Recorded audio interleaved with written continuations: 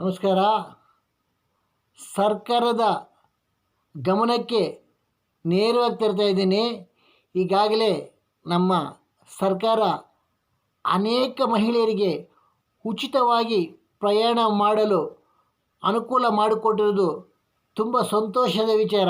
ಆದರೆ ಅವರ ಸೋಗಿನಲ್ಲಿ ಬೇರೆ ರಾಜ್ಯದ ಮಹಿಳೆಯರು ಬಸ್ಸಿನಲ್ಲಿ ಕುಳಿತು ವಿಳಾಸವನ್ನು ಹೇಳುತ್ತಾರೆ. ಕಂಡಕ್ಟರ್ ಅವರ ಆಧಾರ್ ಕಾರ್ಡ್ ನೋಡದೆ ನೇರವಾಗಿ ಟಿಕೆಟ್ ಕೊಡುತ್ತಾರೆ. ಇದರಿಂದ ಸರ್ಕಾರಕ್ಕೆ ಕೋಟ್ಯಾಂತರ ರೂಪಾಯಿ ಸೋರಿಕೆಯಾಗುತ್ತದೆ. ಆದ್ದರಿಂದ ದಯವಿಟ್ಟು ಈ ಕಂಡಕ್ಟರ್ಗೆ ಮಹಿಳೆಯರ ಆಧಾರ್ ಕಾರ್ಡನ್ನು ಸ್ಕ್ಯಾನ್ ಮಾಡಿ ಟಿಕೆಟ್ ಕೊಡೋ ವ್ಯವಸ್ಥೆ ಮಾಡಿ.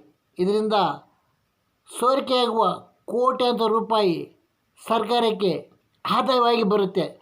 ದಯವಿಟ್ಟು ಇದನ್ನು ಗಮನಿಸಬೇಕಂತ ಕೇಳ್ಕೊತಾ ಇದ್ದೀನಿ. ಧನ್ಯವಾದಗಳು.